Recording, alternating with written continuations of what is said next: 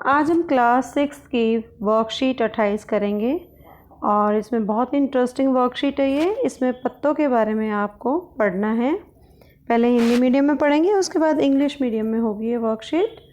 तो आइए शुरू करते हैं। आज हम बात करने वाले हैं कि पौधों को जानिए। यहाँ पर एक पत्ती आप देख रहे होंगे। इसको समझाने से पहले इस पत्ती की संरचना को ध्यान से देखेंगे आप लोग। अगर आप अपने आसपास कोई पत्ता ले सकते हैं तो आप उस पर भी लेबल कर सकते हैं, अपनी कॉपी पे उसको ड्रॉ करके लेबल कर सकते हैं इसको। ये जो पत्ता जहाँ से आप तोड़ते हैं टहनी से, उसको बोलते हैं पर्णवृंत। ये जो बीच में जो शिरा जा रही है ये कहलाती है मध्य शिरा। और जो आउटर जो लेयर है पूरा का पूरा पत्ते का जो बाहरी बनावट है, इसको कहा जाता है फलक। तो पत्ती चपटी है, पतली है, हरे रंग की संरचना होती है और इसे पौधे की रसोई घर भी कहते हैं, क्योंकि सारा का सारा खाना पौधे का पत्तों में ही बनता है। और कौन सा प्रक्रिया के द्वारा बनता है? प्रकाश संश्लेषण के द्वारा। तो जो पर्णवृंत है वो क्या है? वो पत्ते का वो भाग है जिसके द्वारा पत्ती तने से जुड़ी होती है। अगर मैं यहाँ पर तना बना दें ऐसे कोई पौधे का, तो ऐसे पत्ती जुड़ी होती है। उसके बाद आता है फलक, जो चपटा हरा भाग होता है। ये वाला जो चपटा हरा भाग है पूरा का पूरा, ये पत्ते का फलक कहलाता है। और शिरा, पत्ती में आप बहुत सारी संरचनाएं देख रहे होंगे। जैसे हमारे शरीर में नसें दिखाई देती हैं, ऐसे ही आपको पत्ते के अंदर शिराएं दिखेंगी। बहुत ही रेखे इस तरह की ये पैटर्न्स जो आपको दिख रहे हैं, ये सारी की सारी शिराएं हैं। मध्य शिरा जो बीच वाली है, जो पर्णवृंत से निकलकर बिल्कुल एंड तक जाती है, उसको बोलते हैं मध्य शिरा, मिडल वीन। उसके बाद आता है शिरा विन्यास। कैसे हम एक पौधे की शिरा को देखकर बता सकते हैं कि वो किस तरह का पौधा है, उसकी जड़ें कैसी होंगी, इसको हम डायरेक्ट देख के बता सकते हैं। तो शिरा विन्यास क्या है? पत्तियों पर शिराओं द्वारा बनाए गए डिज़ाइन। जैसे यहाँ पर अगर आप देखोगे तो ये सारी की सारी शिराएं समानांतर हैं, इसलिए इसको बोलेंगे समानांतर शिरा विन्यास।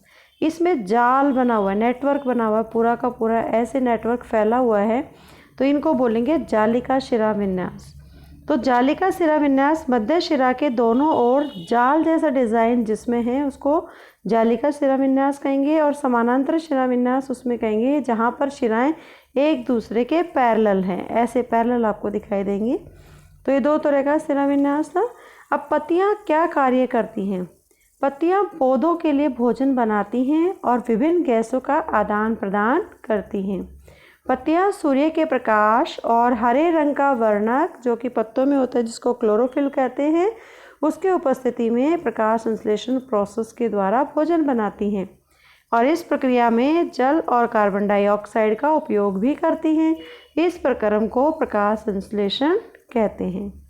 अगर आपको ये अभ्यास के लिए प्रश्न दे रखे हैं, आप अपने आसपास भी पत्ते तोड़ के ला सकते हैं। आप देखोगे इनका शिरा विन्यास पहचानना है। जो क है वो कौन सा है? आप देखो जो मध्य शिरा है उसके अगर जाल के आकार में है तो इसको जालिका शिरा विन्यास कहेंगे। और ये देखिए समानांतर आ रही हैं बिल्कुल सारी की सारी शिराएं, तो इसको कहेंगे समानांतर शिरा विन्यास। खाली स्थान को भरना है। प्रकाश संश्लेषण प्रक्रम में पत्तियों